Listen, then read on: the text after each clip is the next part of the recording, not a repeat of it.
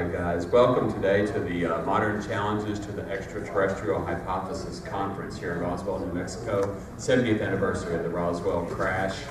We're examining a lot of other possibilities that are possible explanations to the UFO, the alien, the Roswell crash hypotheses.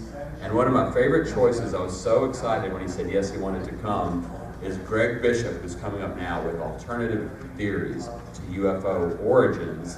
Is the lecture I asked him to do, and he had one he's been preparing that was on his heart as well that has to do with the problem of perception and memory. So today he is merging a talk he's given at other events in the past that made me say, will you do that here, please, sir? Thank you. With one that's even newer that he's as excited, he's possibly more excited about, because new material always is.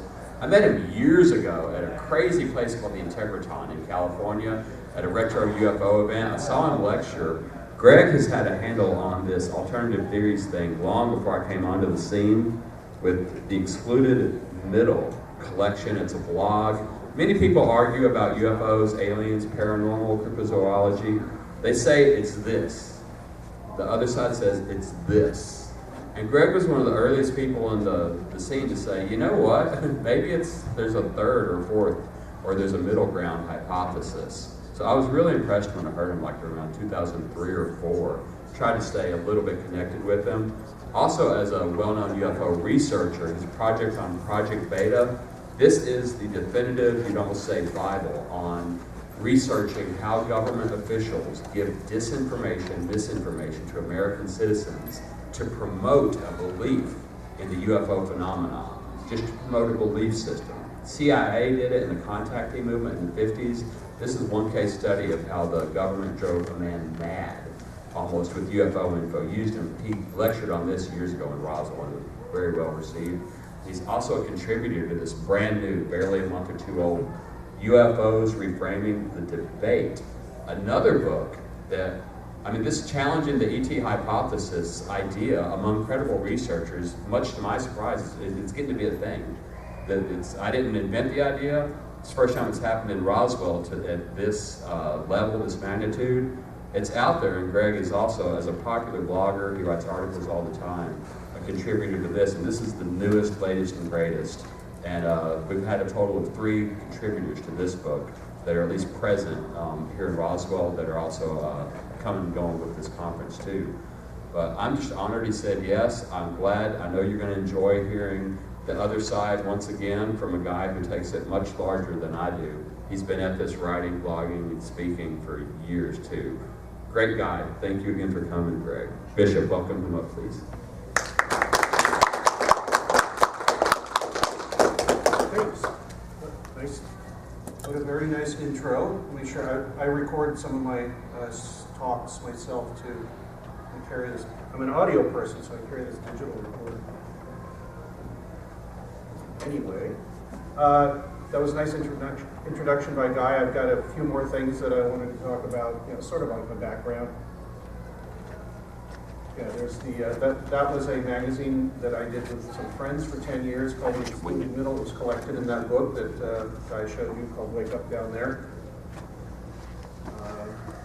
We dealt with paranormal things, spiritual stuff, psychedelics, conspiracies, UFOs, of course, cryptozoology, everything, and the connections between them, because there's definitely connections, and everybody, at this point, everybody is aware of that. That's a story that took place in New Mexico. Guy explained a little bit of it to you. A UFO researcher was looking at things at Kirtland Air Force Base near Albuquerque. He believed it was extraterrestrial alien stuff, and he went to the Air Force and told them that. They knew that it wasn't because they were testing things. And they basically said, good, fine, tell us more. And whatever he said, they'd say fine, as long as it had nothing to do with their projects. And as they told him, that's fine, that's good, yeah, we support you. Anything he said, he had that, there was a bad feedback loop. They told him a couple things that weren't true, actually showed him some things and made him think that they were something connected with aliens, which they weren't. And he eventually ended up in a mental institution for about 2 months. His family put him there because they were worried about him. Anyway, he came out and he stopped talking so much about UFOs, but a lot of the stories that people hear these days came out of that episode, at least having to do with government UFOs and what people think UFOs are, etc.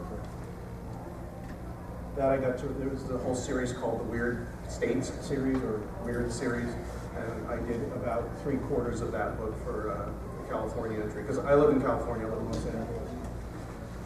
For 4 years, I was on a blog site with Nick Redford, who's here, and much of what was on that site I put together and collected into that book called It Defies Language. Actually, somebody asked me how I came up with the title for that. I couldn't think of a title, and my artist, Miguel Romero, who did this incredibly great artwork, he started bothering me and said, come on, I need a title because I got to put it on the cover. And so I took the introduction to the book that I'd written, what is this book about? So I wrote, 500 words. I put it in an online cut-up generator, where it takes anything you put in there, just takes the words and jumbles them randomly.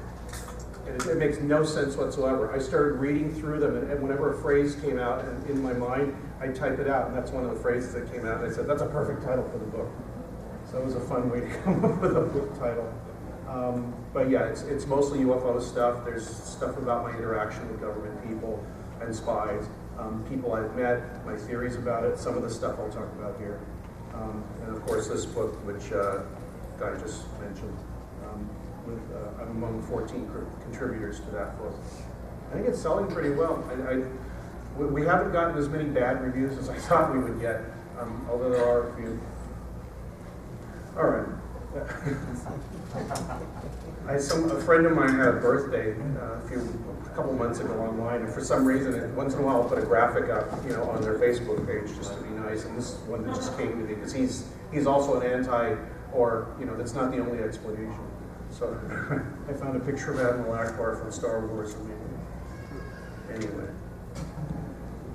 so what I want to talk about here today is different ideas about what could be causing UFO reports, because I think that's what we should be asking, not where they come from, what are they, anything like that. I think we should be asking what causes the reports. It's a very basic question. I don't know if anyone can guess who said this. I'm going to start off with 2 or 3 quotes. The idea, is that it? Yeah. The idea of benign or hostile super beings from other planets visiting the Earth is clearly an emotional idea. There are 2 sorts of self-deception here. Either we're accepting the idea of extraterrestrial visitation in the face of very meager evidence because we want it to be true, or rejecting such an idea out of hand in the absence of sufficient evidence because we don't want it to be true. Each of these extremes is a serious impediment to the study of UFOs. I was kind of surprised when I saw who had said this. Carl Sagan said that in 1969, and most people think he's completely, very skeptical, very against the idea of UFOs. He's just, as far as I can see, he was just very against the idea of not having sufficient evidence to make claims, which I tend to agree with. I don't agree with him on everything, but who am I to argue with Carl Sagan? Peter Sturrock, who some of you might have heard of, British astrophysicist, he also said something that's relevant here today. Discussions of the UFO issue have remained narrowly polarized between advocates and adversaries of a single theory, namely the extraterrestrial hypothesis. This fixation on the ETH has narrowed and impoverished the debate, including an examination of other possible theories of the phenomenon. Repeating what I'm trying to say here. I'm just saying, look, there's people far more intelligent than me that have said the same thing. Working? There we go. Anybody know, people know who that is? Anyone? Really? It's J. Allen Hynek. That's my favorite picture of him. He looks like such a hipster. It's out in front, I guess they took a picture of him in front of a UFO conference sometime in the 1960s. In 1983, he gave a talk at the MUFON National Conference in Pasadena. The talk was entitled The Case Against ET, which is a weird thing you would think coming from J. Allen Hynek. But he was not married to the extraterrestrial hypothesis. He just thought that was one of many explanations. And in this lecture, I will pull another quote from there. Even if we grant that all the arguments in the case against ET are valid, all of these arguments do not in one iota negate the reality of the UFO phenomenon. Meaning if we don't think it's aliens, doesn't mean that there's no UFOs, it just means that we have to be more balanced in how we look at it. It is the persistence of the UFO reports and the contents of these reports that constitute the UFO phenomenon. It's this phenomenon that must be studied and its validity judged independently of any hypothesis of its origin. To do otherwise is simply not honest science. And he was a scientist, he was an astronomer, and very respected still by the UFO research community. And I don't think some of them would be real happy with that statement. It's difficult to step back from something as exciting as a possibility that we're being visited by beings from other planets. But that's what I want to attempt to do here. The idea is so ingrained in our minds that some may find it distressing to consider any other scenario. I think it's more distressing that many automatically close themselves off to alternate possibilities. My style, personally, is to put ideas out there and see how they hold up. Not settle on one dogma and proceed to defend it against those who don't agree. I think that I learn more and I get more enjoyment out of paranormal subjects, not just the UFO subject when I do this. So what I do in a lot of ways is just perform thought experiments. What if we consider this? What if we throw out this? You know, just to see what happens. And I'm pretty much going to do that here. I always liked that case. This woman was, I can't remember. Does anybody remember what years this was? I think it was in the early 1950s. A woman was walking on a path in Italy, and she came to this conical-shaped thing. Not a flying saucer. And she said there were two dwarves in it with flight helmets on with capes, and they tried to steal her laundry and her roses from her. Which this is not a typical sighting or encounter or anything. And if you actually look into the literature, there's so many different aspects of this. And as I will talk about later, it looks to me like we're dealing more with what we expect and how our minds interpret it rather than what is physically actually there. And I'm not saying there's not something physically actually there. I'm just saying I don't know if we remember it properly. I'm going to go on and off script, as you see. I don't completely believe that what people experience are aliens are literal beings from other planets, mainly because there's so many of these things and so many types. A quick look at the literature and reports reveal a range of appearances. From weird dwarves and robots and even amoeba-like beings, as well as ubiquitous gray. This one here, obviously, everybody knows about, which became the public face of the standard alien after it appeared on the cover of Communion in 1987. What you see all over Roswell, all over the literature, all over T-shirts and all that, I believe comes from this basic image. Also, people, when they have these kind of experiences, I think they may latch onto that image because it's something that seems to hook into what the weirdness of what happened to them. I will describe later why I think that's true. Like I said, again, I am not saying people are making things up, are imagining things, or are not having experiences. I really do think they are. I just don't think that they're having them in the way that we think they are. And we may have created a scenario that we just stick to because everything it might be so weird otherwise that we couldn't handle it.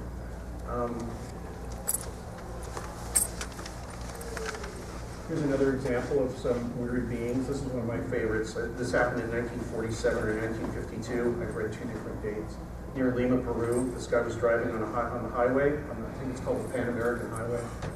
He saw some strange thing sitting next to the road. He got out, and these beings that he said looked like mummies or banana shapes got out and communicated with him telepathically, and then said that they reproduced by dividing, and one of them divided like an amoeba into two. Another strange thing. You don't hear about these things usually, especially in the United States. So the fact that everybody sees these strange things, there's such a variety. It presents a few possibilities to me, which we'll talk about here. One.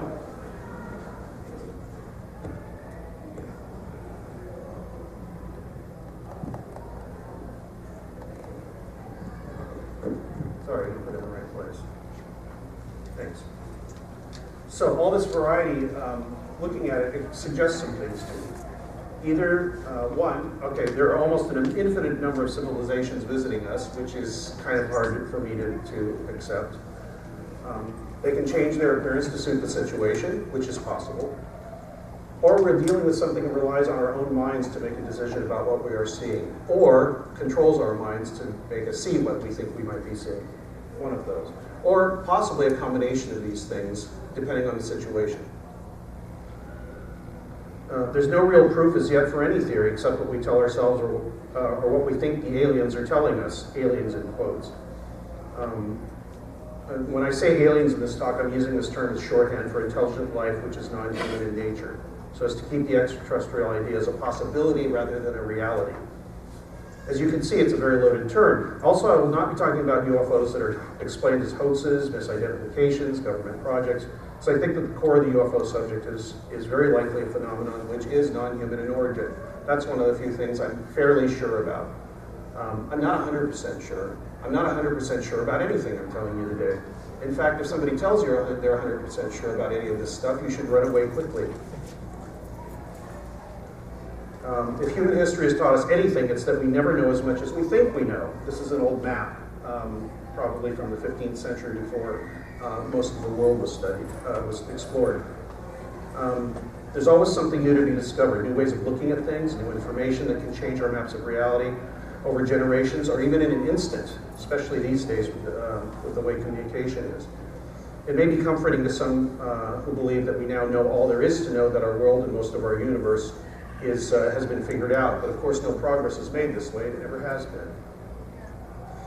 On the other hand, it's probably comforting to some researchers and UFO fans that they think they know more than scientists and the best thinkers of our generation when it comes to speculating about alien life. General acceptance of any new idea takes time, and we're talking about something that gives us almost nothing to adhere for our standards of proof, the ones we have right now, or scientific repeatability. Those of us who believe in aliens, Earth visiting extraterrestrials have a long uphill battle of trying to prove that. And I don't think we should be doing that. There's a third way, besides either debunking or believing in it completely, and that's for those who don't particularly care about respectability or acceptance, and who continue to listen, to think, and to wonder. Open-minded speculation. The most popular explanation for the UFO phenomenon, as I've said, has got to be that UFOs and aliens UFOs are piloted by aliens or some sort of intelligent life that are coming here from other planets and visiting us.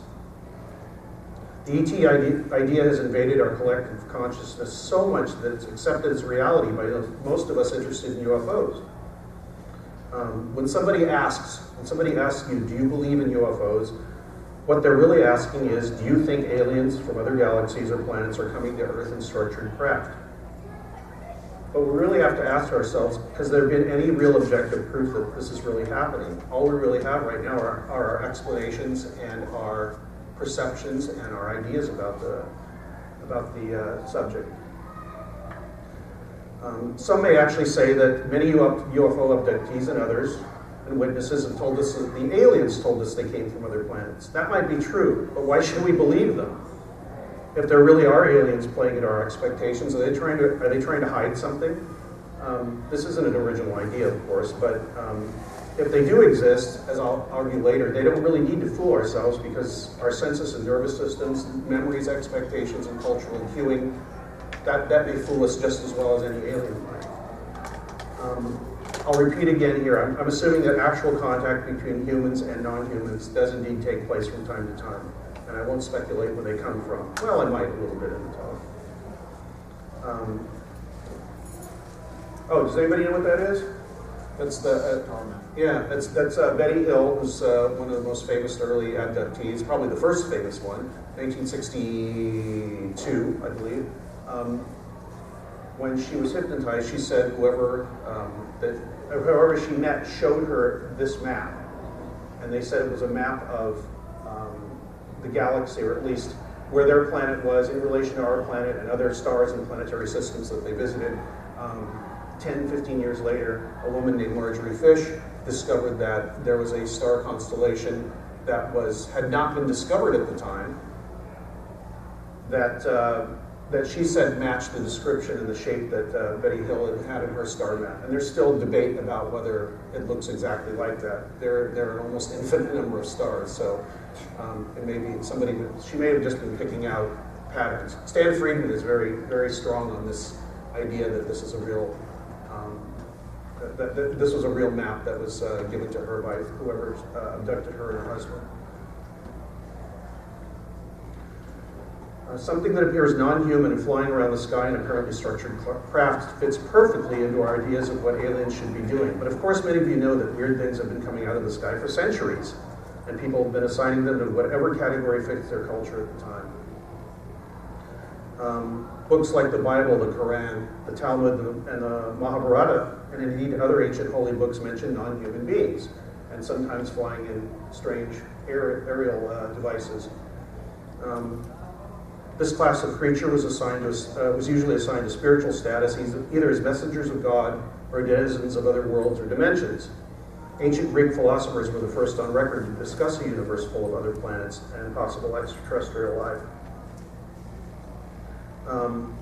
The philosopher Thales in the 7th century BC argued for an Earth-centered universe, though, and other ancient Greeks favored the Earth and Earth-based life, even though they speculated there might be others. Aristotle, though, actually denied the existence of other planets, making him the first fundamentalist skeptic on record, like James Randi. Maybe they're related. I like that picture of him. He looks evil. In 1610, Galileo discovered 4 of the satellites of Jupiter with his telescope, which provided proof of the theory that the sun was at the center of the solar system. Obviously, before that, people thought the Earth was at the center. But by looking at this, seeing this through this telescope, you could imagine that there was a system of planets with a large thing at the middle, like the sun. So as that began to change, people thought, well, maybe there are other planets. If there are other planets like ours, maybe things live on them. Maybe they can contact us. Maybe they can come here. Actually, it's not really until relatively recently, I guess like something like the last 20 years, that we have telescopes that can see or detect planets around other star systems, and that it's becoming more and more, obviously everybody here knows it's every day there's another planet or planetary system discovered, so the possibility that there is intelligent life elsewhere is almost, you really can't deny it. Whether they've gotten here yet or not is another question.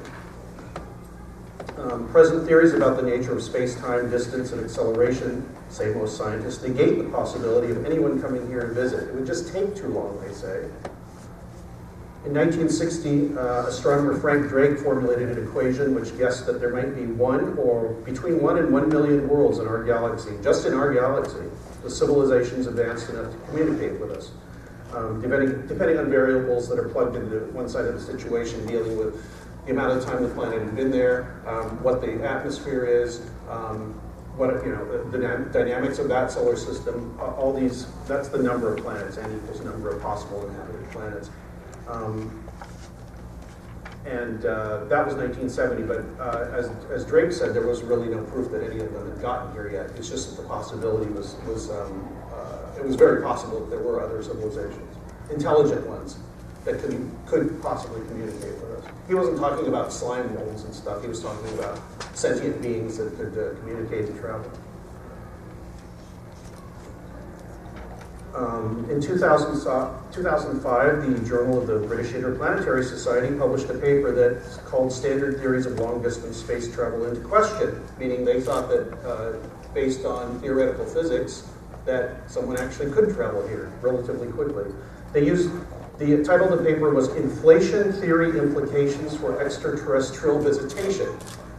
And a few scientists got together and tried to figure out, they used leading-edge physics to advance the theory of multi-universes. They argued that other intelligent species may have figured out a way to jump effortlessly between our universe and their own, traveling almost instantaneously to any time and place that they wished. So the possibility does exist we are being visited by extraterrestrial civilizations, but we're still actually left with no objective proof of such contact, at least proof that's available to anyone on demand and can be quantified in any way that's acceptable to most people, or at least most people that determine what our reality is supposed to be. So let's look at some of the problems with it. I do have problems with the ET hypothesis. I think it's one possibility. When I say here alternatives, that's what I mean, alternatives. I'm not saying throw out the extraterrestrial hypothesis. It's definitely a possibility. It's just that it is usually the only one people talk about. And the lack of variety bothers me. Hi, Nick. So, what are some of the problems with the ET hypothesis? Why do so many of the aliens look like humans? 2 legs, 2 arms, hands, a head. You know, how is this a favored look or a structure for an intelligent being to have? I don't know if it's the most efficient one. There's many animals on this planet that don't have that structure, just on this planet. So why are they often so humanoid in appearance? Perhaps this could be a system of our own expectations coloring our perceptions, which I will get to a little later. The second thing is the frequency of the sightings. There's thousands of them. If there's any sort of expeditionary force visiting this planet, why do they need so many craft? Why do they need to gather so many soil, plant, and DNA samples? Wouldn't just a few be enough? We can do far more with one sample than supposed aliens coming here and doing it hundreds and hundreds of times have been able to do. Also, if they wish to do it in secret, they're doing a pretty poor job of it. Third is the incredible diversity of reports regarding the shape and size of objects that are seen. How many different kinds of alien races could be visiting us all at once, and why do they need so many different types of models to travel here? This is just a chart, I think, from the 1960s showing some of all the types of reported and photographed UFOs that people had seen. Finally, if they're so advanced, the aliens, supposed aliens, why do they need to repeat their actions endlessly over and over again? The whole phenomenon seems like a strange act of performance art, designed to confuse us or even to make us believe in something. There are other possibilities that have been discussed for many years, but they're not easily reduced to simple ideas, so we will skip them for right now. But these are the basic ones, the basic problems of the ETH, or extraterrestrial hypothesis. Oh, there's the idea that, and this has been on radio and TV shows for a long time, that aliens could be time travelers from our own future who come back to have a look at us and maybe see where we went wrong. The idea seems to actually come about in the 1950s from people who were unhappy with the ET explanation back then. One problem with this theory is that we must accept time as a linear phenomenon. If time is flowing from future to past, with the now in the middle, funneling all probable futures into all probable past, then which future are the time travelers coming from? There is another way to model time so that the time travelers are not simply coming from the past to affect a future that may not be there, or even include their existence when they decide to return, which is also known as the grandfather paradox, usually expressed in the statement, if you travel back in time and killed your grandfather, what happens to you? Can everybody read that? Nick might know about this. In England, in various places, especially I think in London, but probably other places. Is it mostly in London? Yeah. There are signs on buildings where people live, like, Sherlock Holmes supposedly lived here, or, there's one for Charles Fort, I believe. Or Isaac Newton lived in this apartment for, 15 years. So somebody put this joke one up. Inventor of time travel, 1864 to 1909, lived here in 2063. If we look at time as something we experience as physical, mortal beings, the real situation may be something like an every when. In other words, everything that has happened or will happen or even could have happened exists without reference to time. If you could move away from the flow of time in which we think we're caught, every probability would exist simultaneously. This may be in fact what's happening, and so-called time travelers are really beings who have escaped from the time flow. It's sort of like the bending of space theory that was in that British Interplanetary Society paper. Except nothing is bent, there'd be no time to travel through. It might be more like switching stations on a TV. If you could sort of tune or lock yourself into the time flow of the destination you wanted. This sort of reasoning might account for the so-called Oz factor, which was coined by British ufologist Jenny Randles to describe the sense of unreality experienced by some witnesses to the paranormal. It might also account for reports of appearing and disappearing UFOs and aliens. By a lucky coincidence, it also reaches into other areas of the paranormal, like ghosts, which could be events or people unstuck from the time flow, and even Bigfoot, who perhaps exists outside of our time and pops in occasionally, from my point of view. I interviewed a paranormal researcher named David Weatherly on my show a couple of months ago, and he gave me another possibility, which I'd never thought of. It seems very obvious. He said maybe Bigfoot is an animal that switches between dimensions or times as easily as we walk out a door or do whatever we do. It just knows how to do it. And from our point of view, it just pops into existence. And that's how we haven't found any physical examples or dead bodies or anything like that. I thought that was a new and exciting theory to me. I hadn't heard it before.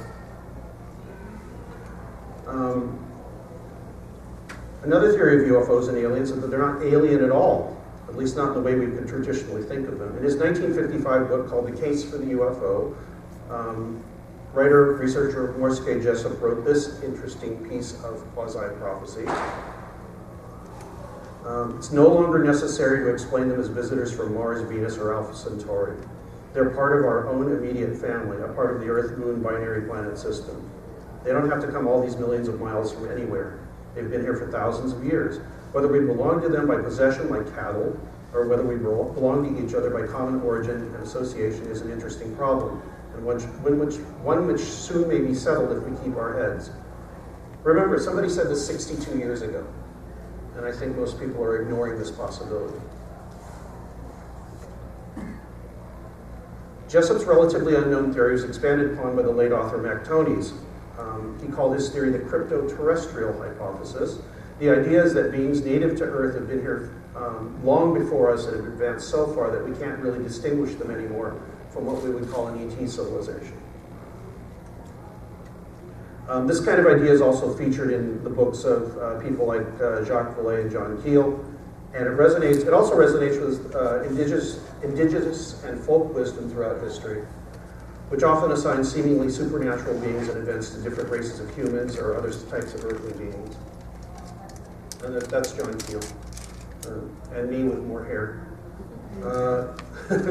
Keel's idea was that UFOs and aliens are involved in a game of deception to keep their appearance and intentions secret from humans and to pursue an agenda known only to them. Keel reasoned that these intentions are probably not in our best interest. His hypothesis is known as the ultra-terrestrial theory, meaning the origin is looked at as neither specifically Earth or outer space, but somewhere else, or maybe a somewhen else that transcends these boundaries. Most Native American cosmologies, the southwestern ones anyway, trace their origins to the Earth rather than the sky. The Hopi, Navajo, and Zuni tribes, at least the Pueblo tribes, all have creation myths that involve mankind's exodus from underground. This is a symbolic hole in the ground. This is called the Sipapu, where supposedly humans emerged from in their creation stories. There are also countless stories of underground ruins in the Southwest, like the famous cave in the Grand Canyon, filled with golden treasures, and also prospectors' tales of a vast underground complex somewhere underneath Death Valley.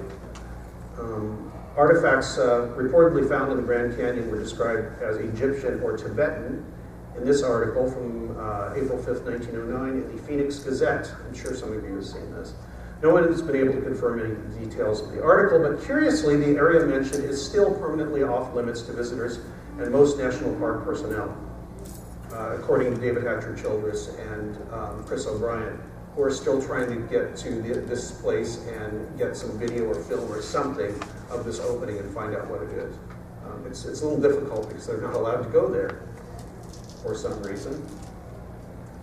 There also might be a hint, I'm sorry, I should have mentioned, some of you may have also heard of this underground civilization idea from my friend Walter Bosley, who said that his father told him that the Roswell crash had to do with some sort of race that had come from underground, and they had crashed when they'd come up above the ground, and they had gone to the Army to try to, the U.S. Army Air Force to help them try and find their lost comrades and get them back and get their bodies back. This is what he said his father told him, who was in the Air Force, and his father was told this, that it was an underground race, not a spacefaring race. Just a little piece of anecdotal information. There might also be a hint that this theory is true in the numerous sightings of USOs, unidentified submerged objects. It's possible that the alien civilization that Mac Tonnies referred to, the cryptoterrestrials, exist in the vast depths of the ocean, which are still largely unexplored, as you know. As far out as it may sound, the idea that our visitors might be from some type of Atlantean civilization is that any weirder than the idea that they're coming from Zeta Reticuli or some other place far from the Earth. The idea that alien does not equal extraterrestrial is one of the more compelling theories. So where else might aliens come from, or what we call aliens?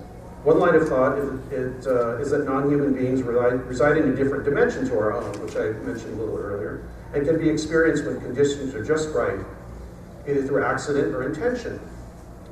Of course, this can be related to the time traveler hypothesis, too. One of these conditions I talk about, mental condition involving the human mind, has been a subject of hot debate for many years. While I take some water.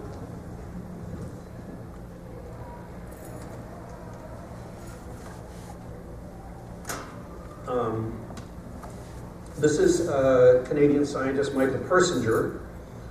In the 1970s, he claimed that many, if not all, UFO experiences are the result of natural magnetic fields and their influence on the human mind.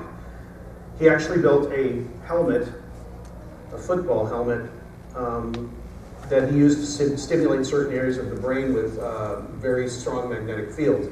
People started having strange religious type experiences, so it was called the God helmet after a while. Like everything we're discussing today, it doesn't explain everything. That's the problem with a lot of people, like Persinger. Valuable contribution, but he says, well, this explains all UFO encounters. It doesn't. It's just, I think it's an important factor to consider. Delving further into even more controversial territory, we come upon the work of American physician Dr. Richard Strassman. Anybody heard of him? Yeah. Who was given special permission by the DEA to conduct research into the effects of dimethyltryptamine, or DMT, which is a psychedelic drug which he administered intravenously. He brought people into a hospital setting. All volunteers, he told them exactly what he was doing, obviously, because, you have to tell your test subjects what's going to be done. And he injected them with varying amounts of this drug, dimethyltryptamine. And then with a group of nurses would basically sit down and observe, listen to what they had to say, and they would describe to him what was happening. What happens when you take DMT is basically it throws you immediately without any kind of will on your part into a completely different universe, which has nothing to do with you lying in a hospital bed in New Mexico, which is where he did these things. He administered DMT to his test subjects and sat by to observe and record the reactions. There was extensive debriefing after the sessions to note anything that was not described vocally during the sessions, because they would describe what they were seeing or what was happening to them. But sometimes you're so high on this drug you can't even talk anymore. So he would talk to them afterwards.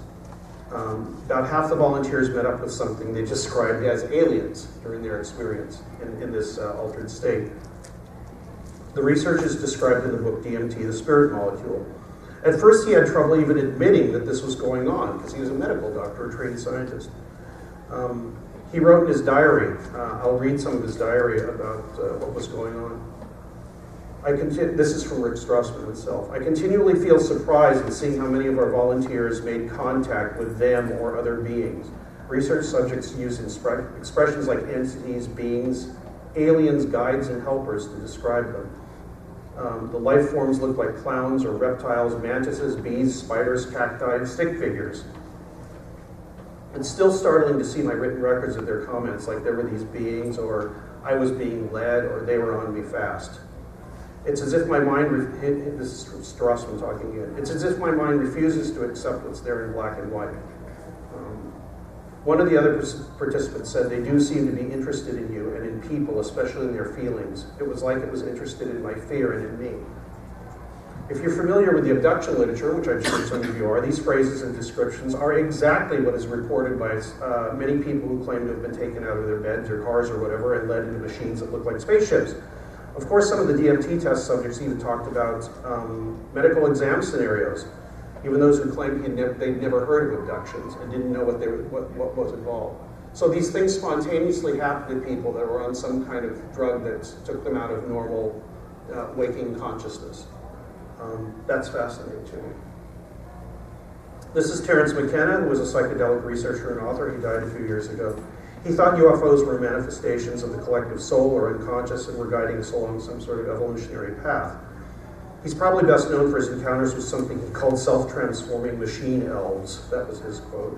When seen under the influence of DMT, which he also experimented with.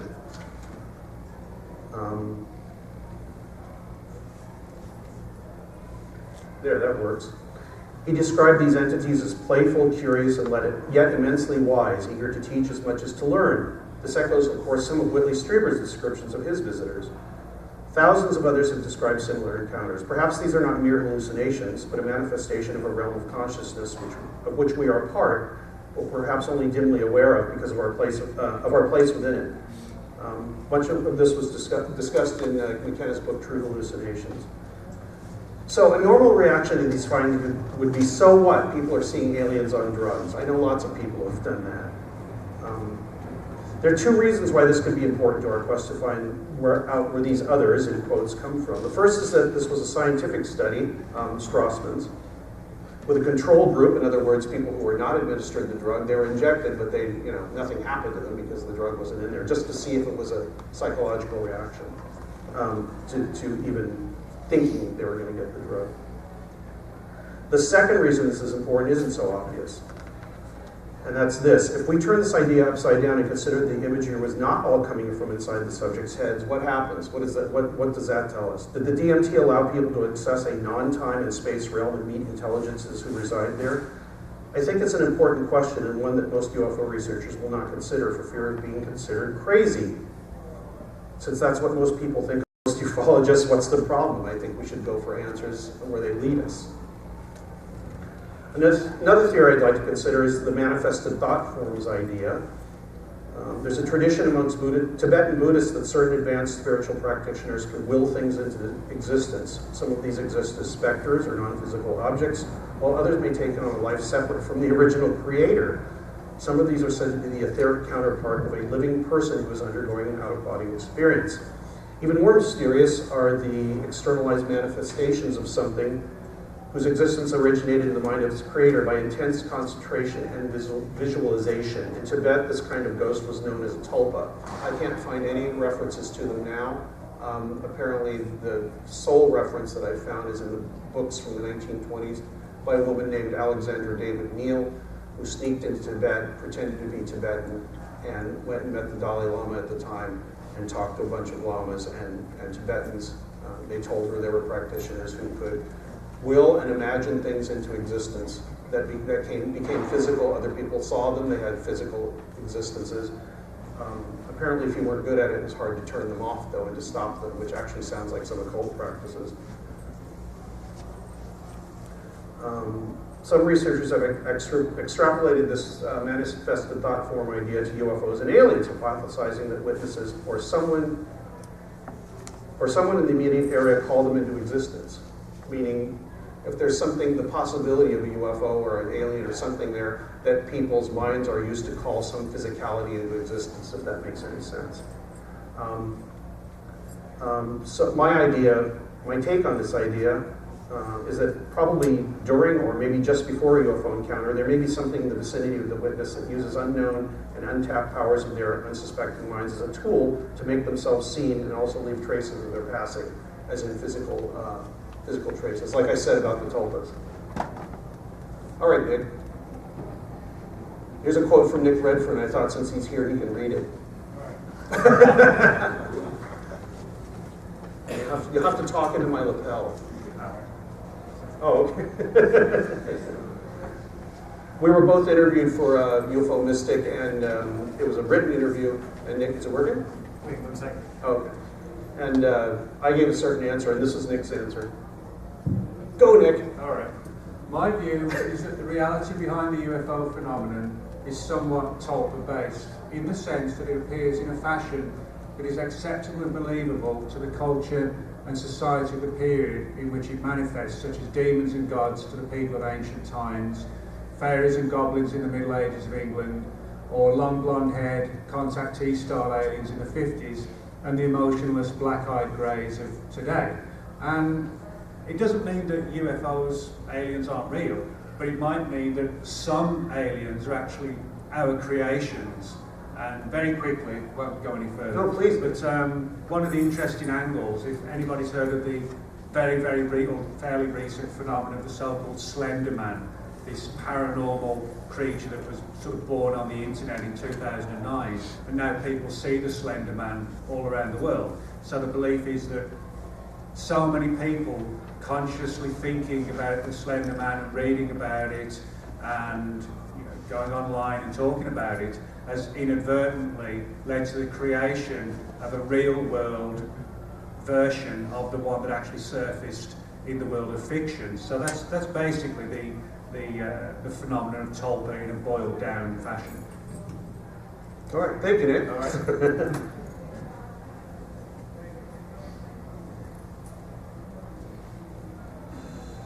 There's also Jacques Vallée's idea that what we've been seeing since about 1947 is a continuation of the fairy elf or jinn lore, which has been with us for many centuries. Many reports of alien entities contain virtually the same playful, confusing, or even evil activities that have been attributed to these supernatural creatures for centuries.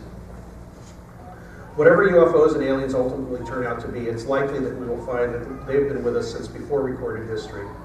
This can be seen in the similarities in the experiences of alleged abductees and those people from earlier times, although they're now filtered through a different cultural lens, as Nick was saying. They seem to share common characteristics that cannot be overlooked, and which may point to an intelligence that, while alien, is not necessarily extraterrestrial. There's so much conflicting information available and so many unknowns in this field that no matter what your inclination, you will most likely find at least some data or standard belief system back up your emotional attachments, which you should be aware of. My ideas may seem a little strange to most people, even people who study UFOs. I'm not really a classical UFO researcher. What interests me is data collected from decades of research by dedicated investigators, and especially ones who do not have a predetermined idea, which is, I think, might be almost impossible. But I think the filtering is a problem, which I will talk about a little bit. Perhaps this non-human force is egging us on into areas that are unexplored in order to make us evolve intellectually and maybe spiritually, because in some ways the UFO subject forces us to blur the line between the two. Instead of calling for a separation of science and spirituality, a new constitution of ufology might do itself a great service in calling for a blend of right and left brain working together. I'm not really scared of what might happen or we might find out if we do this. It may change our ideas completely, and that could be a very good thing. We should be able to speculate about these things freely as well as bravely. What Guy talked about at the beginning here, this is something I've just written in the last few months. It's in the new book. It's expanded upon in the book, Reframing the Debate. This talk is about the co-creation hypothesis. But before I continue, I'd like to make something clear. I've encountered some resistance to some of the things I'll be talking about in the next part of the presentation. I think it probably is due to people not really understanding what I'm saying, so I'm trying to make it clear. What I want to emphasize again is that I really do believe that people are witnessing strange things, and have been for thousands of years. As a guest on my interview show recently said on my podcast, if we aren't supposed to see weird things, it should have evolved out of us by now. If it wasn't useful for us to see strange things that don't make any sense, it wouldn't be useful to our brains and we wouldn't see them. This is another thing I'll talk about here in the next few minutes. The fact is that people see strange things all the time, and our brains and nervous systems and memories are not simply recording external reality, whatever that may be. At least I don't think it is. They are. I'm proposing that we remember based on many things that are out of our conscious control. And this has to be taken into account when researchers talk to witnesses, when they talk about it amongst themselves, write reports about it, and books on the subject. So this all goes into the idea I call the co-creation hypothesis, which is a little presumptuous, but what the hell, it makes people notice a little. What I'm not saying here is people are just seeing things. I think we need to take a good look at the instrument, which is us, that is doing the seeing and the remembering and the talking, which is where we get the majority of our UFO information. Gray Barker tried to say this in the late 1960s with this quote, which I think is quite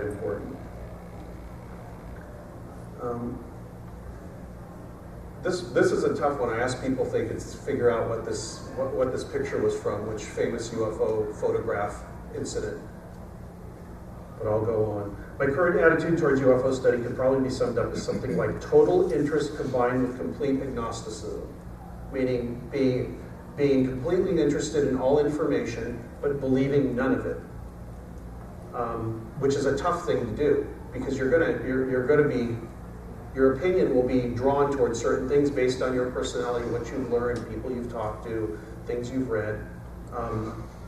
But I try to fight that. I try not to filter anything, which is, you hear some crazy stuff when you stop filtering. I listen to everything that I find interesting, but I try to make no value judgments. I try to keep notes and store the information away from later when some of it may make more sense or I can make connections, or others can. I really don't propose to have any answers, but I think the first step is to formulate new questions rather than to make up our minds about the answers first. People know that photograph of McMinnville. Anyway, it happened in Oregon, McMinnville, Oregon, 1960, what? That's right, 1950, very early. That's the woman pointing actually this direction. She's pointing at where that picture was taken. I thought it was a fascinating group of pictures. It was taken by Life magazine. Most people here have no doubt the UFOs exist, including me, but the point is to make others take the subject seriously, of course. We may be able to do that by referencing some of the newest scientific thought, which considers human consciousness as an essential part of any observation, which I'm sure you've heard of. Another thing we might want to consider is looking inward for understanding and our motivations for being interested in this stuff rather than seeking validation from others. I also like to have you keep this quote in mind. We don't see things as they are, we see things as we are. In other words, what we perceive or what we think we perceive is intimately bound up with our ideas about what we think we should be seeing. In other words, we are prisoners of our preconceptions and our natural and physical makeup, our mental and physical makeup, as well as our language, which is an important one. If you can't describe something, how do you know what it is? I made this point in the last lecture, and it's not in my text here, but if somebody describes what happened to them, something strange, in Hindi, it's not going to call up the same image as somebody who describes it in English for a native speaker. And I've seen this before. I mean, you try to do a translation, you're not going to get the same thing. So, does that was there a core experience that was different, that was the same thing described differently? Or does experience change, based on the way people describe things and remember them? I think that's the important part. Most people who study UFOs are generally not interested in the murky and complicated issues of human perception and memory. What interests me right now is calling into question the very way we look at things, and how our brains and nervous systems process input and remember events, and how traumatic events in memory affect what is seen and how we recall events. If we can pick apart these issues as they relate to UFO sightings and close encounters, we might make a breakthrough and make others see that something that's currently unexplainable does not have to be something non-existent.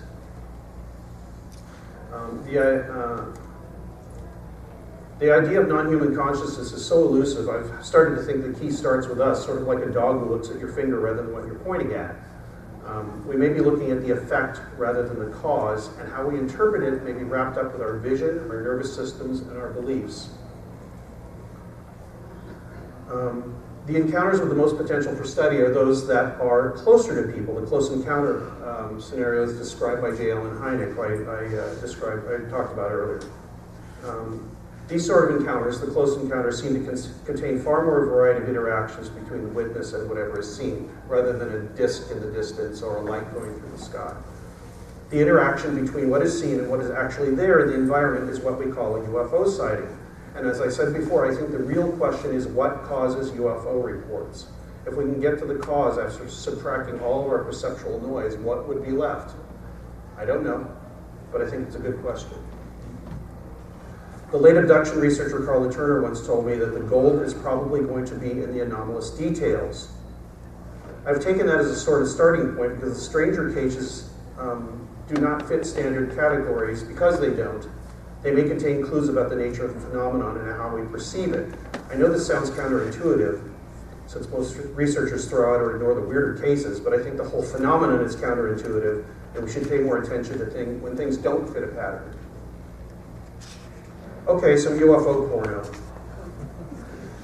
That's what I call, stories, videos, all that stuff that excites people that are interested in this. And it's just like, okay, to me it's UFO porno. It's just really interesting. However, the point with this one is that this took place in Emilchin, Poland. I looked up the pronunciation. And what's interesting about it to me is that this witness did not have any access to television, movies, newspapers, books, anything about the subject. And when we look at what he described and how strange it is, we start to wonder, what is going on with perception here? It's not standard. And there's hundreds and hundreds and hundreds of stories like this that don't fit a standard narrative as people normally think of UFO encounter. Happened in a village in southeastern Poland on May 10th of 1978. This farmer, Jan Lurski, 71 years old, I was lucky to find this series of comics on it. Somebody had drawn based on the story. He was driving his cart along a road, and he had hay, and I don't know what he was doing, but he had a horse-drawn cart. He said he was driving, these two little figures jumped up and climbed on the back of his cart and started jabbering in some weird language. And he said, well, he didn't think this was very strange because people in that area of Poland, whenever they wanted to ride somewhere, it was perfectly okay for them to jump on your cart and just get a ride. So he didn't really think any of it. He just kept driving along, wondering, why do these people look so? And he looks back and he sees this. He sees these little figures that look like they're in diving suits with these skin-tight looking, almost neoprene outfits. He said they had flippers for feet, continuing this diver thing. He got to a clearing and he saw this floating in the air. What the hell is that? He said it basically was about the size of a bus, was made out of shiny metal, and on each corner of it there were four things turning that looked like drills. What are those doing there? That's another kind of visualization of what it might have looked like. These things, somehow he stopped the car, or they motioned that they wanted it to stop, and they took him over to this object, and he got on this platform, which was cranked up to the door of the object by cables. Not in an energy beam, not up a ladder or anything. A platform with cables on it that was cranked up to the top, and he went inside. When he got inside, these little things told him to take off his clothes. This is sounding familiar, right? And they took these little disc-like things, and they ran them up and down his body. They took his belt and looked at it very carefully, like they didn't know what it was. Another weird thing is he looked down on the floor, and he said there were something like 10 or 12 crows or ravens flopping around on the floor, either dead or half dead. What was that doing in there? It sounds like a dream. Anyway, they finished whatever examination they had. He bowed to them, and they bowed back. He got on a little thing and took them back down to the ground. And he drove away, and he told his family like it was just some weird thing that happened to him. Not that it was a UFO sighting or that aliens had taken him anywhere. He just said, "Oh, these strange guys took me into some room that was floating in a field." And this was not by hypnosis. It was not an abduction. It wasn't recalled, later with a UFO researcher. But it's interesting to me because it's just so strange and off the map, and just shows you the variety of things that happen to people. And it's almost like a dream logic. But then people ask what about films and videos of UFOs? These seem to depict what was seen by witnesses. This is probably true, but there are really very few close-up photos of UFOs and their occupants. If they are, they seem to depict things that no one has ever seen in person, at least not that they can show to other people on demand. That disconnect means that almost no one will be convinced by photos or video, at least nobody that doesn't already think there's something going on already. They haven't really convinced skeptics and others who might be able to apply more rigorous methods to the study of UFOs, and all these pictures can be pretty convincingly fake, especially now.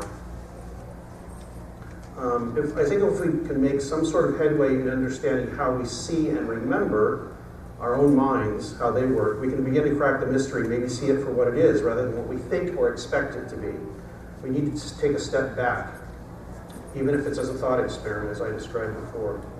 I'll give you an example of a thought experiment. Well, actually a real experiment. I had a guy named John Fenderson on my podcast last year.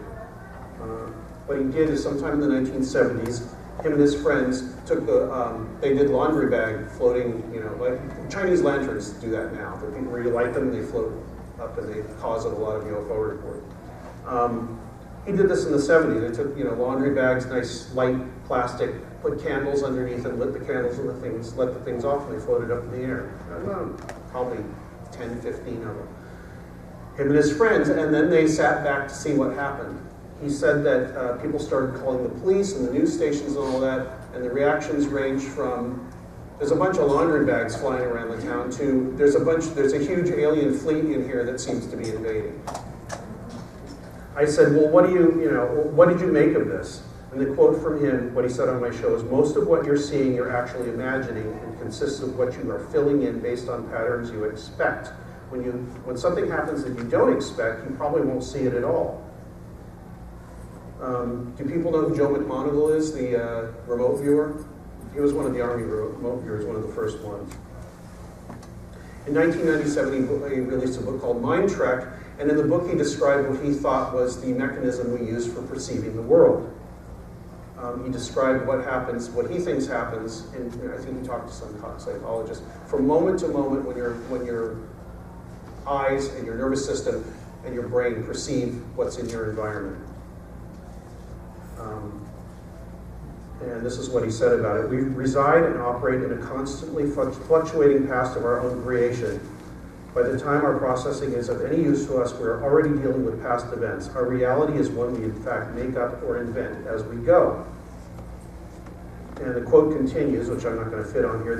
Not only is the accuracy of our mental processing somewhat questionable, but no matter how fast it operates, it will always be just a tad behind reality as it can be observed. We will always be subject to our own observations as well as our own belief concepts. I didn't want to put the whole, 15-point thing up here, which I do in the full talk. But what he said was, basically what he said was, our subconscious makes a decision about what's going on in our environment before we're even consciously aware of it. And this is how our brains work, and it's a survival mechanism. It's how we've survived for this long, for this many thousands of years. We take in what is important and we ignore what is not. And if something is too strange, our brain just says, well, that's not important. It's not threatening us. Let's just move on. During a UFO encounter, many complicated subconscious processes are going on while the mind is furiously trying to stuff everything into the proper mental filing boxes for understanding at the moment and recall later. So when do we get any memories of extraordinary experiences? Because what people encounter is often so ridiculous based on their past experience that it might just as well be ignored. This may also be the mechanism behind what people call screen memories. Although what I'm saying is that our own minds are very good at screening things out that are too strange or traumatic for us to comprehend. And alien beings really wouldn't need to intervene because we can do it naturally anyway. When we see something startling and unexpected, we often block it out in the same way as a trauma or abuse victim. Perhaps there are far more UFOs seen than are ever reported for just this reason, because of the mental blockage. This idea comes from my friend Robert Brandstetter, who's actually in that book, in UFOs Reframing the Debate. He has a background in counseling and has pointed out that a close encounter has many similarities to a traumatic event. It's so jarring to a sense of everyday reality that the victim creates a story for themselves and others that he or she can handle without too many problems, without having to live with the disturbing memory as it happened.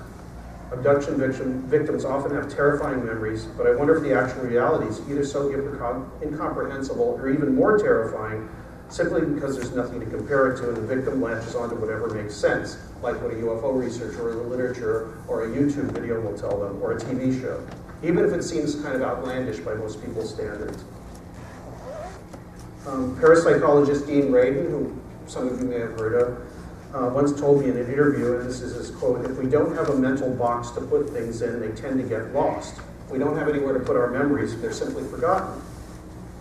So in the act of first experiencing a strange encounter, and then more importantly, in remembering it and telling the story about it to others and ourselves, I think we might be adding many layers of cultural baggage and other input that help us make sense of the experience and to handle it. In doing so, we're taking ourselves step by step away, maybe, from our original impressions, and I think this has evolved our views of phenomena from the beginning. This is kind of what I'm talking about when I say co-creation. And our memory is not very reliable, contrary to what you might think. The phenomenon of faulty memory and perception is so common that lawyers and judges are starting to place less emphasis on witness testimony. Just look at Making a Murderer and what happened in that show. This is just for things we all agree happen every day, not UFO encounters, assaults and murders and things like that. People have bad recall on those. This is an article from January of 2010 from Scientific American on witness testimony and how reliable it might be. And let me take some more water here before I start stumbling on my words. This is a quote from the article. The uncritical acceptance of eyewitness accounts may stem from a popular misconception of how memory works. Many people believe that human memory works like a video recorder. The mind records events and then on cue plays back an exact replica of them. On the contrary, psychologists have found that memories are reconstructed rather than played back each time as we recall them. Even questioning by a lawyer can alter a witness's testimony because fragments of the memory may be unknowingly combined with information provided by the questioner, leading to inaccurate recall. So, obviously, you're probably thinking right now, just like I did, many UFO and abduction researchers already have an idea of what they're looking for before they speak to witnesses. Many, not all of them. But the investigator might not even need to lead the witness that much because the witness knows they're talking to a UFO investigator. And the image given to us by popular culture is already assuming that the questioner is asking about aliens from other planets. The implications for UFO close encounter witnesses and abductees here are obvious. What I've been suggesting is that whatever is happening to people, from complete illusion to actual contact with non-human entities, may be so far removed from the original experience that we are starting with compromised impressions before the witness even talks about it, and extrapolating even further as they recall their encounter to a UFO researcher, or to themselves or to others. Whatever was experienced is so well hidden behind a wall of expectations, perceptual errors, and reconstituted memories that any intelligence behind it doesn't really need to fool us, or control our minds or cover up our memories with other ones. So let's get a little more insane and ask, is it possible that we really actually make up what we're seeing, or at least edit it heavily? Is there any evidence for this? This is Professor Donald Hoffman. He's a professor of cognitive science at UC Irvine. He's the author of a book called Visual Intelligence, How We Create What We See, which is a very difficult book to get through. I've got to read each page twice to try and get what he's saying, because he's a scientist and he doesn't talk down to you. He's proposed an evolutionary model of perception that says humans have developed a sense of reality that is rooted in our survival rather than the reality of what is there in front of us. In other words, our ways of seeing are not evolved to see things as they are, but to see things that ensured survival for the species. He actually developed equations of evolutionary survivability that take into account environment, threats, resources, physical state of the organism, and other factors. He tested them to make sure they were consistent with real-world data and then started to run computer simulations of differing scenarios. Does that make sense? He took all the data having to do with how an organism survives in its environment. He ran that data against real-world data, saying, it's like, if let's say a lion sees what is going on in its environment and sees a female lion and they can reproduce and it has enough food and there's enough water, how does the lion survive? And then his equations seem to match up with that. So then he took those equations and started running imaginary scenarios where the organism only would see the entire reality of the situation rather than just what was important to it for its survival. What he said was, across thousands of trials, fitness or survival trumped reality in every case. The organisms that only saw what was best for their survival beat out the rest that saw reality as it was or partially as it was. What this suggests is that we have evolved our perceptions to deal with factors that ensure our survival and ignore the rest of the input from our senses. He also says Hoffman also says we're looking at things one step or more removed from reality. and compares our experience of the world to a computer. Another quote from Hoffman, he says, evolution has given us an interface that hides reality and guides adaptive behavior, like the desktop on a computer. Physical objects are simply like icons on that desktop. Here's what he's saying. The icons on this desktop are representations of the data stored in the computer. They are not the physical hard drive. They aren't the memory. They aren't the integrated circuits or all that stuff that makes up the computer. The information is not, that information isn't useful to us. The data and how we access is what is important. What he's suggesting is that physical objects as we perceive them are not the real physical objects in reality, but what we perceive as useful to us. They're approximations of reality to us. Whoops. There we go. I was hitting the... Yeah. His conclusion is reality is like a 3D desktop that is designed to hide the real world and to guide adaptive behavior, and that the desktop is not there to show us the reality of the computer, it's there to hide the reality. Meaning, okay, that might be my talk. That's not my talk, that's a representation of it, but it's a really good, it's very useful to me because I can access my talk from that icon there. And that might as well be reality to me, but it's not. I mean, it's not all the signals in the computer and the hard drive and all that stuff. It's this. That's interesting. This is my reality right here, things that are important to me. But they only represent what's important to me. They're not the actual things. I know this sounds crazy. I will tell you about something somebody said to him when he gave this talk. Someone suggested that if reality is not what we see, you should jump in front of a speeding train. His answer is that the train we see is a great approximation of what the train actually is. It will still hurt him if he gets hit. In the same way, if you throw away the icon that represents a file for your lecture on your desktop, you've lost all the work that's gone into it, even though it's only an electronic representation of the data and not the data itself. So what can we learn and apply from this as regards the UFO subject and studying it? What do people see when they're witnessing an unknown object or consciousness or strange paranormal scene? It would seem that the most important, I'm almost done, I think. Yeah, 2 more pages. The most important thing a witness could be concerned about when they see a UFO close-up is if the unknown object or being or whatever it is a threat to their well-being, fight or flight.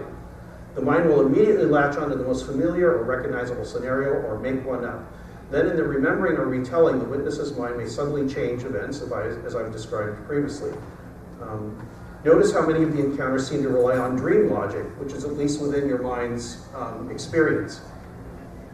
So in this way, an experience of the paranormal can also be seen as an information-rich event that the mind organizes into its version of reality, if that makes sense in light of everything else I've been saying.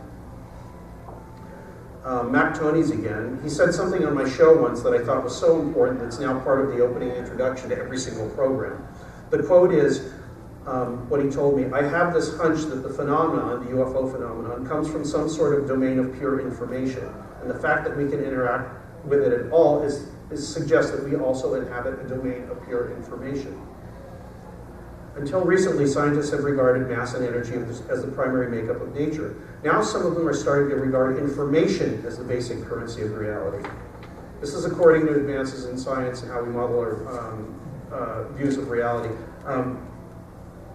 The idea is that everything is made out of information, not atoms, not electrons, not below atoms, electrons, and everything we think of as reality is just a field of information. And that since we exist within it, we form all this information into what we consider reality using our instruments, our thoughts, everything. Completely participatory. Near the end of his life, Nobel Prize-winning physicist John Archibald Wheeler, a classical physicist, became interested in the possibility that reality is literally made from information. There's a newish theoretical branch of theoretical science known as information theory, which theorizes that reality we see is the result of an infinite series of choices that we have made about it. all of them at a subconscious level, sometimes aided by instruments, which give us even more subtle ways of making these choices. The idea is that reality arises out of an almost infinite field of information, and that the universe, before we observe it, is actually built from pure information. The way I understand it, and this is my stupid understanding of it because it's a very difficult concept in the particulars so far, is if we look at reality in the way a classical physicist might view it, made out of particles and forces and all that, which arise out of this information, UFOs and other strange experiences are impossible, or at least subject to some very restrictive rules, quite improbable. In an informational universe, conversely, it's entirely normal and possible to see strange things in the sky, hairy creatures walking through your campsite, or long extinct animals. So can we get ourselves out of the equation to see phenomenon for what it really is, if there really is such a thing? If there is a non-human consciousness interacting with us occasionally, there's probably no way to see them except in relation to us.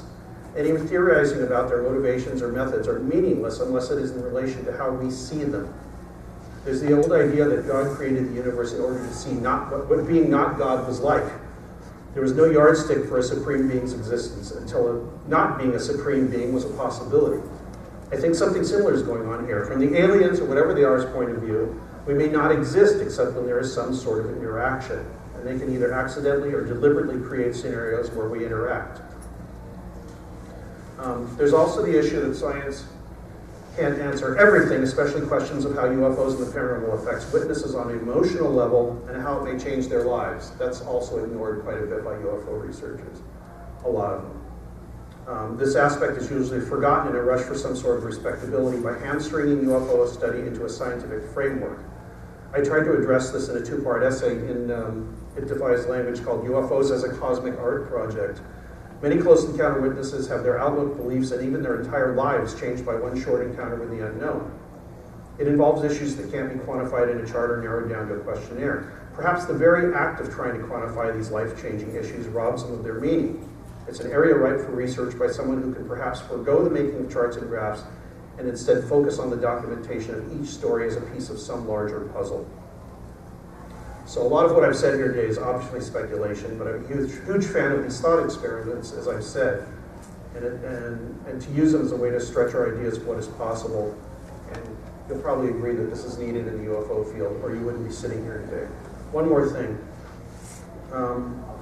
Whitley, I thought this was important. I don't know what you think about Whitley Strieber. I think his ideas are very important. It's as if an artist has taken a very strange, and he is an artist, he's a writer, has taken a very strange set of circumstances in his life, or he thinks that are happening in his life, and I think they have, and described them in a way that an artist would describe them, and not in the way a scientist or a logical person would describe them. And I think that's really valuable. He mentioned a couple things over the years that I think are kind of relevant. He said he once heard an extraordinary statement from a government insider who said what they were trying to repress in the 1850s, the authorities in the United States at least, was belief in the visitors, because the more we believed in them, the more chance they had to get at us in some way. The other thing he said is it was in one of the original communion books, I can't remember which one. He wrote that it was either his deduction or that he was told by his visitors that alien contact was being done in the most democratic way possible, literally from the bottom up and by contacting people on an individual basis and letting their personalities and perceptions be affected as a way to introduce us to some idea of contact. I don't take these statements completely literally, but it reinforces the idea that we shoulder the main responsibility for our thoughts, our theories, and feelings about non-human consciousness, whatever form it may take. Perhaps by looking within and at the human mind, at our senses and how we remember things, we can better calibrate our main instrument for measuring UFO encounters, us. This can only lead to a better understanding of our relationship with these mysterious objects and perhaps any intelligence which might be associated with them and they might have with us. And thank you.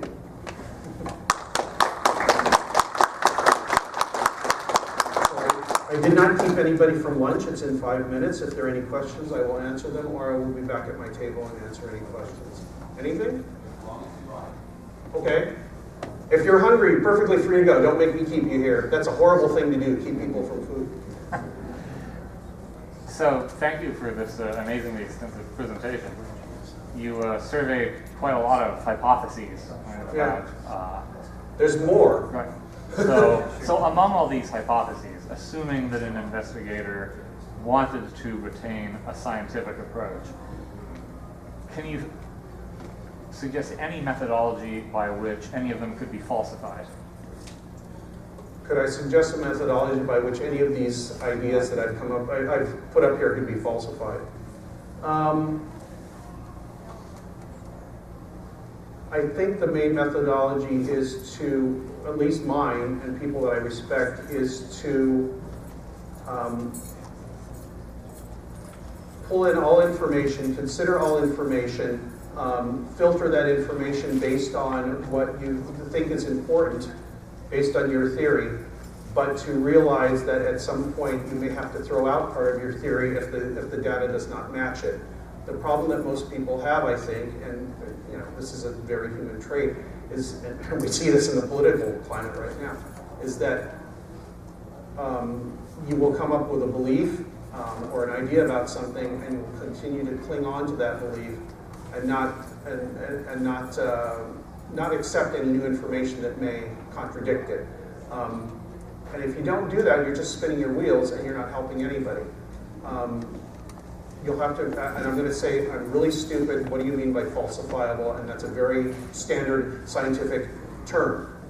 Meaning something that is, what you're meaning here is that something is, that shows that your premise may not be, that shows that your premise may not be supportable, right? Right, so I mean, assuming there was enough data to even have a hypothesis, which right. It's unclear that that's the case, but say it was, and someone maybe who was really wedded to the ET hypothesis, because it seems to be the most popular, yes. wanted to set about establishing in a scientific way that they're not ETs. Yes.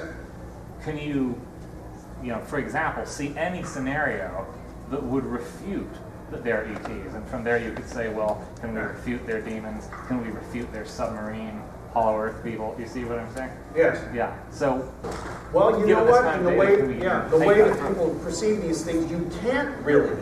That's what makes this subject so weird. Yeah. You have to start with a premise to see how much evidence there is to back it up, but then you can't test it. You might be able to test it with data, saying if we have this idea, does the data support this idea? But the way data has been gathered is so haphazard that it's kind of almost useless to do so. So I don't know if I actually have a 100% reliable answer for you. So based on that, do you think we need more data, or do you think that approach is perhaps sort of mistaken in its foundation? I still think we need data, and I still think it needs to be gathered, and I still think that it should be looked at in different ways. I heard something which frightened the hell out of me when I saw Jacques Vallée speak a few weeks ago at Contact in the Desert. He said, I don't think gathering UFO data is useful anymore. I said, what? He's the data guy. He's a computer scientist. And he said maybe in the future. He said the data that we have might be useless. Basically because garbage in, garbage out. It's been gathered in so many different ways by so many different people with so many different motivations and ways of doing it. And then you get to other countries, there's different cultures, different languages. And so it might be impossible to mesh all this data into something that's helpful. And I think his approach is, let's look at it in a systematic way and not make assumptions and not go off into wild speculation, but simply gather the data, talk to witnesses, get as much information out of them as we can, log that data, and at some point there may be a way, because he said if you plug what's in there into an AI, artificial intelligence, you're basically, my impression is you're basically going to get that Google thing where you put pictures up and they start turning people's elbows into dog noses and stuff. It's just, it'll start extrapolating useless things from the data, because the data is compromised to begin with. So, to answer your question, I think data should be gathered still, but it should be gathered in a way that is standardized and takes into account the witness's emotional reaction, which might be a hard thing to quantify, but gathered in a different way to honor the experience of the person. And that's another thing I notice a lot of people are doing now. It's like, let's listen to the damn witnesses instead of saying, what color was it? Where was it going? Okay, thank you, bye. Because a lot more things happen to people than just seeing something in the sky. They have their whole lives changed, and that's an important part of the data, I think. I hope I answered part of your question. You answered 2 questions that kind Okay. of followed too. All right, thank you. All right. Anything else? All right, well, I hope you enjoyed it. I try to keep a positive attitude and bring new ideas, and if it helps people, that's great. And also, one wish I have is that 10 years from now, somebody said, I heard something you said, and they've changed everything because of that. I think that would be wonderful. All right, thanks.